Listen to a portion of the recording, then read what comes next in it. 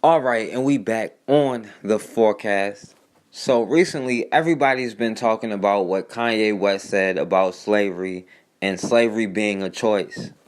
And normally, I don't like talking about Kanye West or what Kanye West said, but so many people have an opinion on what Kanye West said, and there's so many opinions on it that we gotta talk about it. I don't think people necessarily understand what happened last week with the Make America Great Again hat. What are you trying to do with the message you're sending?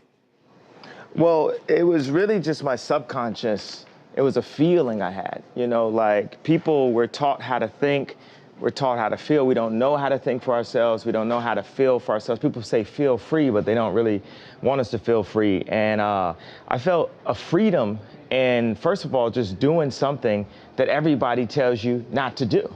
I just love Trump. That's my boy. It's like so many rappers. You'll look at a video of Snoop Dogg loving Trump, but then he get in the office and now they don't love him. Like, Trump is one of rap's favorite people, right? But we talk about this, that before he was elected president, people in hip hop, it was an in thing to put Donald Trump in your rhyme somewhere. And by the way, I am in hip hop, but I'm not just in hip hop. I'm a black person in the black community, but I'm not just that. I feel like one thing is people try to minimize me to artists, hip hop, black community. Yeah, I'm always gonna represent that, but I also represent the world. When you hear about slavery for 400 years, that sounds like a choice. Like, you was there for 400 years and it's all of y'all? It's like we're mentally in prison. I like the word prison because slavery goes too direct to the idea of blacks. It's like slavery, Holocaust Jews, slavery is blacks. So prison is something that unites us as one race, blacks and whites being one race. That we're the human race. Do you feel that I'm feeling? Do you feel that I'm being free and I'm thinking free? I actually don't think you're thinking anything. I think what you're doing right now is actually the absence of thought. And the reason why I feel like that is because Kanye, you're entitled to your opinion. You're entitled to believe whatever you want. But there is fact and real world, real life consequence behind everything that you just said. And while you are making music and being an artist and living the life that you've earned by being a genius, the rest of us in society have to deal with these threats to our lives. We have to deal with the marginalization that has come from the 400 years of slavery that you said for our people was a choice. Frankly, I'm disappointed, I'm appalled, and brother, I am unbelievably hurt by the fact that you have morphed into something, to me, that's not real. Bro, you gotta be responsible, man. Bro, I'm sorry I hurt you. You gotta be responsible. No. I'm sorry I hurt you, bro. Your voice is too big. So first of all, as far as Kanye West, he's coming from a place of, I'm not black, I'm Kanye. And he's talking about the prison system unites us as one race, when the prisons are disproportionately filled with black men, and most of them for non-violent drug offenses. There are black men doing more time for weed than white men have done for rape. And when you talk about the prison, ironically, that is legalized slavery. When you read the 13th Amendment, it says slavery is abolished except if you're convicted of a crime. Now, it didn't say anything about what the crimes are going to be, who gets to decide what the crimes are, who gets to hand out the punishment. It does say a jury of your peers, but they constantly violate that. There are more black men incarcerated today than there was in slavery. And they get mad about illegal immigrants taking jobs, but they don't say anything about the jobs leaving for the prison industry. But the question is, was slavery a choice? And yes, to a degree, it was. Like today, when the police come into one of our neighborhoods and shoot down one of our brothers and sisters, we have a choice to not let that cop leave out of there without receiving some sort of justice. We have a choice to all be armed, so when the cop comes in to arrest somebody, he'll think twice about violating his rights. But it's easier said than done. But all we can really do is pull out our phones and start recording and saying how fucked up it is. Because it's easier said than done. You can say you have a choice, but we see our brothers and sisters shot down every day, and we don't do anything. because we don't have any power and we choose not to. We're too busy caping for everybody else. We can't cape for ourselves. Now, I've seen a lot of people debating this topic, especially those who agree with Kanye West, use so much misinformation to justify what Kanye West said. For one, you can't use Harriet Tubman as an excuse to justify what Kanye said. Harriet Tubman was born a slave, and it wasn't her choice. Now, at some point, she chose to leave the plantation, and she helped as many people as she could leave the plantation, and she was a hero. But Harriet Tubman was the most wanted person of her time, maybe in American history. Was Harriet Tubman ever really free? If it was as simple as choosing to be free, why aren't we free by now? And my problem with this whole thing is the amount of misinformation. So much of our history has been destroyed that we don't even learn the history that we can learn about ourselves. When you learn the history, you'll realize it's not so simple as just choosing to be a slave or not. And most of us don't understand the context of the history. When we talk about 400 years, we don't understand the history of racism and our own oppression. When you talk about 400 years, those people who came over here in 1619, they were indentured servants, not slaves. They literally worked for a certain amount of years and got their freedom, and got land and everything else they were supposed to get. The first slave on record in the 13 colonies, which we call America today, was a brother named John Punch in 1640. There were 3 slaves that ran away. 2 were white, 1 was black, a Dutchman, an Irishman, and an African. When they were caught and went to trial, the Dutchman was sentenced to lashes. The Irishman was sentenced to lashes and an extra 2 years of servitude. The African was sentenced to the lashes and life in servitude. And we haven't been equal in the justice system ever since 1640.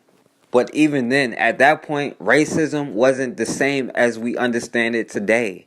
That's why they say there were black slave owners. And they try to say the first slave owner in America was black, but it wasn't. They're talking about a man called Anthony Johnson. In 1654, he sued to have a black slave. But by the time he died in the 1660s or 1670s, racism started becoming what we know it is today. By the time he died, they took all of his property, his houses, his slaves, everything he had, his money, because he was black and therefore was not entitled to any property. He didn't have any rights. And once Virginia started passing laws about you are who your mother is, meaning if your mother is a slave, then you're a slave, then everybody else started falling in line. And they base your lineage on your mother because they rape black women so much. But because that child came from a black woman, it's still considered black. It's still considered a slave. But during the early 1600s, you can go to court and say, well, I've accepted the ways of an Englishman, or I'm a Christian, and they would grant you freedom. Because for a while, they still followed the rules of you can't enslave your own people. Now, by the 1660s, 1670s, all of that went out the window. Yeah, here it is, 2018, and we still have black people talking about, I've accepted the ways of the Englishman. And we still have that Christian mentality programmed into our heads. Now, to say our ancestors had a choice as if they're wishing extinction on us is disrespectful to everything that our ancestors did to get us to where we are today. You speak as if our ancestors didn't die on the slave ships jumping overboard, as if they didn't run away every chance they get, and most times getting their limbs chopped off, hiding out day and night from the paddy rollers, which eventually became the police. And we have just as much power now as they did back then. But people say they have a choice as if there wasn't countless rebellions. Did you know that in America there were over 300 recorded armed resistant movements? Yes, from the brave warriors of the Bacon Rebellion, the Stono Rebellion, Nat Turner, to the ingenious plots of Denmark Vesey and Gabriel Prosser. We're going to look at one of the largest movements, the Louisiana Uprising of 1811, and how they came very, very close in creating a black republic, a land of freedom, true democracy, and protection from European oppression. a combative, daring, direct approach of overthrowing the old oppressive machine, taking away the land from the slave owners without compensation, and turning the land over to be controlled and owned by the true tillers of the land. This is what revolution is: the removing of one class of power and replacing it with the new class or new coalition. And that's just what our brave ancestors of Louisiana attempted in 1811. To accomplish this, Dessalines' strategy was a two-pronged military attack on the city of New Orleans. One prong of the attack was for the enslaved Africans joined with the maroon communities to move from plantation to plantation along the Mississippi River. They would first fight off the loyal slaves, then slay the slaveholders, and assemble an army as they moved down the river road. They would capture the city of New Orleans and make it the capital of the new republic. The other prong attack was to involve the enslaved Africans inside of New Orleans, who would at the same time seize the arsenal at Fort St. Charles and distribute the weapons to the arriving slave army. Under Dessalines' directions, New Orleans would serve as the base of a liberated zone where slaves from all over the South could come to gain their freedom. Dessalines and his comrades began the uprising with two slogans: "On to New Orleans," and "Freedom or death." There were no promises. There were no guarantees that it would work. But under this tyranny, it was better to fight than to die under their oppressive rule. Under the leadership of Manuel Audrey, a territorial militia of roughly 80 men went to attack and take down the African army. But they were outnumbered and defeated. So General Wade Hampton was then dispatched to New Orleans along with the U.S. troops. No, he wasn't dispatched to stop the slave owners and others from exploiting, torturing, raping, killing our ancestors. Nope, he wasn't dispatched to ensure freedom and democracy for all people under this fairly new constitution. No, those proud American patriots under the banner of the red, white, and blue marched in to end any hope of democracy for our ancestors and to place them right back under the oppressive rule of the slave owners and the white power structure. Governor Wade Hampton's army, together with Major Milton at Destrehan Plantation, being well armed, was able to stop the uprising. Some of the leaders were captured, placed on trial, and executed. Their heads were cut off and placed on poles for more than 60 miles along the river in order to frighten and intimidate the other enslaved Africans. Later that year, the Africans rose up, and this was followed in 1812 by a new round of plots and revolts inside the city of New Orleans. Over the next several decades, the resistance escalated until finally the children and the grandchildren of the 1811 revolutionary Africans would triumph and defeat the dictatorship of the slaveholding class in the Civil War. Understand that when any African, whether enslaved or free, fought to liberate themselves, seek land, and come from under European oppression, it jeopardized the very wealth system of what Europeans were creating with this exploitation. And this meant death. Now, when people say we have a choice, they really mean slavery or death. But we have to realize we have more than those two options. The point is to get out of this situation with as few casualties as possible. There has been so much of our blood shed for so many years. We shouldn't be in a rush to waste even more without a plan. And today, we have a choice. We could easily build our own economy. We can nominate the most successful black business people and have them strictly in charge of funding and helping grow black businesses, putting black businesses in our areas so we can support them, so they can hire us. And we all can contribute to it, no matter how much money you have. And when you build an economy, you can build things like schools, and you can be in charge of educating your own children. You can be able to fund your own politicians for your local areas. You can be in charge of who's on your local city council, who's the mayor, who's the DA, who's the police chief. And we have to get to a point where instead of giving them our tax money goes into our own communities. So we can have programs for the mentally ill and programs to help people in bad situations. But they are never going to give that up without a fight. We have to understand that no matter what we build, they are going to come. We have to learn from the history that we do know. Every time we've had successful communities, they've come in and destroyed it. Our ancestors left us the blueprint on how to be successful, but we have to learn how to protect it and how to protect ourselves and our children and our elderly. As long as we're subject to their jurisdiction, their laws, their punishment, then we're going to be enslaved. They live by the words of Patrick Henry, give me liberty or give me death. But we have to respond with more urgency than they do to stay in the position they're in. It is our blood being shed. It is our children's blood being shed. At some point, we got to put our tribalism to the side and do what we got to do. So what they're saying is that, again, we took 20 minutes, but this group right here was right behind us. So if we took 20 minutes, then that means that they came off of hole 9, and they have not yet hard off on hole 10, then the group behind us had to take 20 minutes to get from 9 to 10. It's 1:28. You got off the green at 12:45. And so they're saying they want to kick us off the hole.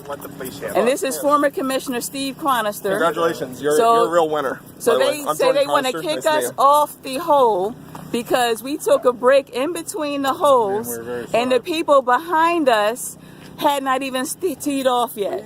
Remove yourself from our premises in the next 5 minutes, please. Because the authorities have been called. All right. Back off, okay?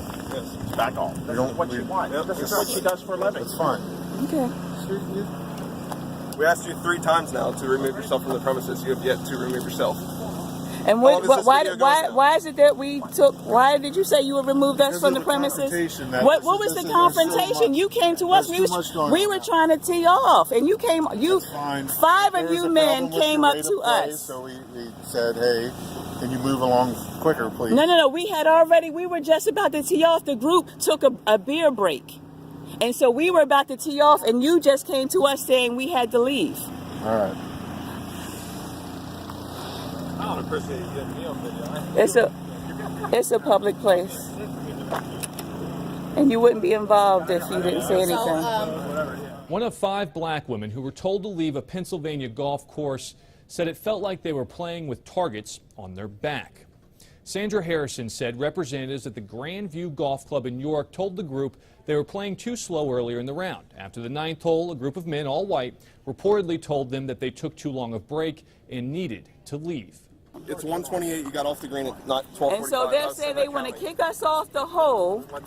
And this is former Commissioner Steve Cronister. Congratulations, you're a real winner. So they say they want to kick us off the hole because we took a break in between the holes, and the people behind us had not even teed off yet. The club called police on the 2 women who remained. No charges were filed. Club co-owner J.J. Cronister has said she called the women personally to sincerely apologize. The group of 5 are part of a larger golf club for local women known as Sisters in the Fairway and are reportedly experienced players. It's one of those fights that is so small that literally standard size carry-ons weren't allowed on the aircraft. And then she eventually looks over to me and says, can you move over? And I tell her, no, I actually can't move over. She just kept doing things with her body that let me know that I was unwelcome in that space. Because of her aggressive body language, I remember saying like, wow, I can't believe you're treating me like this. When I was deplaning, this is when I first saw her say to one of the flight attendants who at first, the first person she complained to was like a black male flight attendant that I had harassed her and I did not. And she points me out. The flight attendant comes over to me and she says, you need to get off the shuttle. I ask her why. And she says, I'm calling the cops. I'm calling security. I just begin to get nervous because I know that there's only 11% on my battery. and that there are no other people on this plane who look like me. This woman who I'm on the shuttle with, she looks at me and she says, "Are you okay?" And I tell her, "No, I don't know what's about to happen to me, but if you could take down my phone number and please, if something happens to me, record it and just send it to my phone. Because I know that regardless of what happens, like, I will have this phone on me." The police officer, a white male, comes. As I'm reaching for my ID, I ask him, I look up and I say, "Did you ask her for her ID?" And he goes, "No, I don't need your abuse." And I'm like, all right, so this is who I'm dealing with, because my arm touched this woman on this flight. And I reach in my bag and I hand him my ID and he snatches it out of my hand. And I see behind it that there's a group of tarmac workers, and they're all people of color. And I just make eye contact with them so that they know that I'm not a threat and that I am doing everything this person is asking me to do. Corporations like American Airlines are clearly being led by their greed of stuffing passengers onto planes, okay? And because of that, mixed in with the climate that we're in this country, mixed in with the biases that people have around Black folks, around fat Black folks, around fat people in general, that they are allowed to use that bias to then make it seem as though that they have some entitlement to space. And I think that we need to have a real conversation that encourages white people to stop calling the cops on Black folks for mundane reasons. It's embarrassing, and I was angry. It was the unsolicited homecoming that left Bronx native Darren Martin unsettled. After spending several years working on Capitol Hill and in the White House with the Obama administration, Martin recently made the move back to New York, getting a job with the city and finding a unit in this 5-story walk-up on the Upper West Side. On moving day this past Friday, Martin got an unexpected visit from the NYPD. I'm in my apartment, but, can't go nowhere without the cops following me. Turns out someone called 911 to report a burglary in progress. And the suspect? The building's brand new tenant, Martin. Somebody called the cops on me in my own building. About how many y'all? About 6 of y'all showed up, rolled up on me. This was the only time that I had to move, and I didn't think anyone was really gonna call the cops on me because, I was moving into the building. Without skipping a beat, Martin went live on Instagram, documenting the encounter with authorities. Trying to break into my own apartment. All the doors, banging, possibly a weapon, large tool.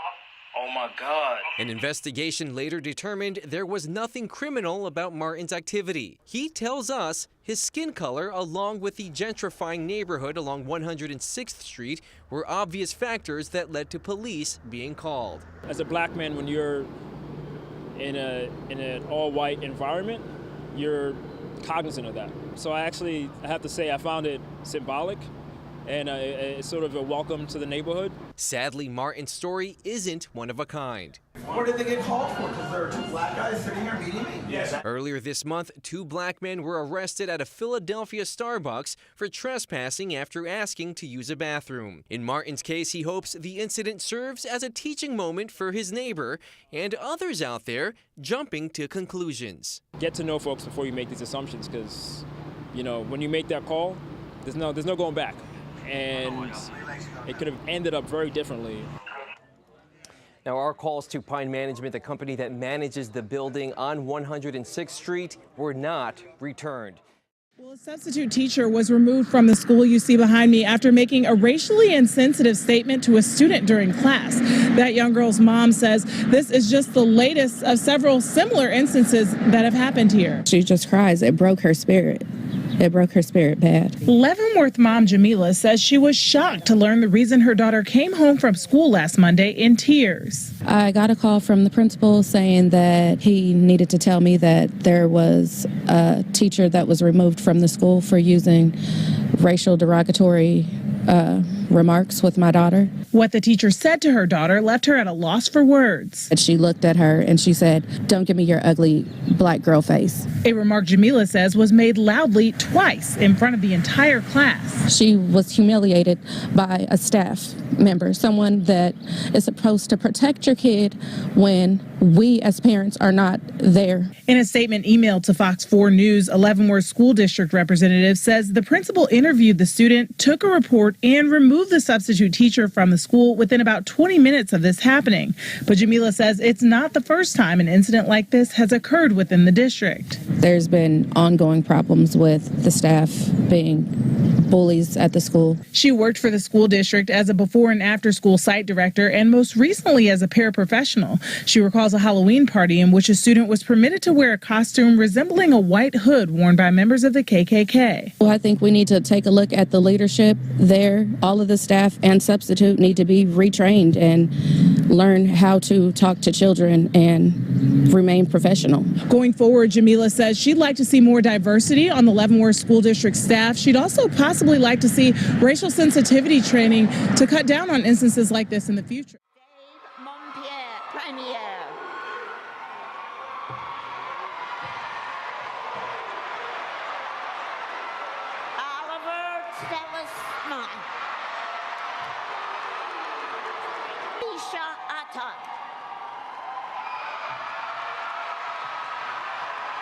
Now to the University of Florida, responding to charges of racism this morning after a white faculty member grabbed and pushed minority students off stage when they started doing celebratory dances at graduation.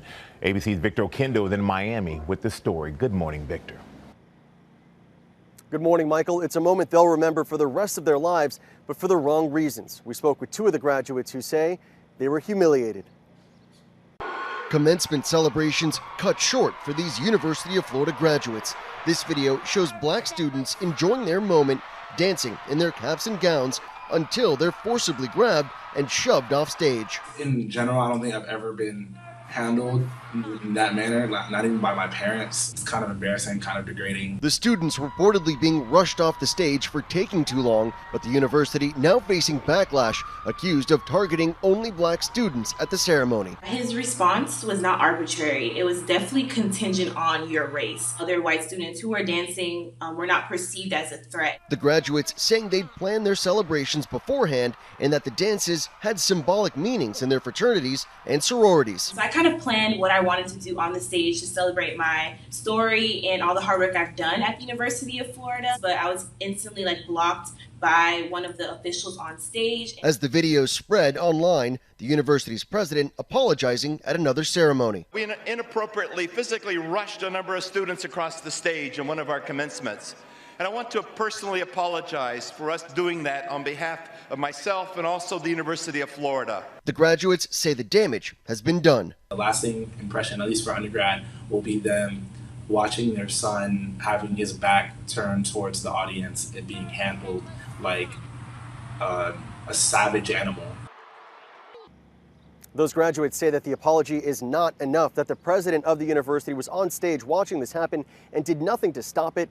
They want to hold the university accountable here.